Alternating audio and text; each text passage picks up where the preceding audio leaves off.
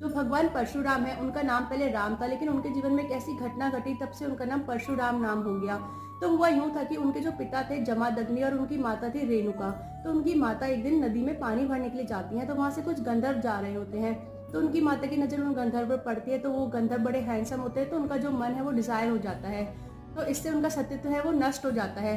तो ये बात उनके पिता को पता चल जाती है। तो उनके पिता बड़े क्रोधित होते हैं और जब माता वापस आती है तो उनको बोलते हैं कि तुमने वहाँ पर क्या किया, ये सब मुझे पता चल गया है। और इसके बाद जो उनके 4 पुत्र होते हैं वो उनको आदेश देते हैं कि तुम अपनी माता की हत्या कर दो। तो उनके पुत्र बोलते हैं कि नहीं, ये हमारी माता है, ऐसा तो हम बिल्कुल नहीं कर सकते, ऐसा कैसे हो सकता है। लेकिन जो भगवान परशुराम होते हैं वो बिना कुछ समझे, बिना कुछ कहे अपनी माता का जो सर है वो धड़ से अलग कर देते हैं। तो इस बात पर उनके पिता बहुत खुश हो जाते हैं और बोलते हैं कि मांगो, तुम्हें क्या मांगना है। तो भगवान परशुराम बोलते हैं कि आप मेरी माता को पुनः जीवित कर दीजिए। तो उनकी माता इसके बाद पुनः जीवित हो जाती हैं। तो जिस हथियार से परशुराम जी ने अपनी माता का सर काटा था उसका नाम परशु था, तो तब से उनका नाम परशुराम पड़ गया।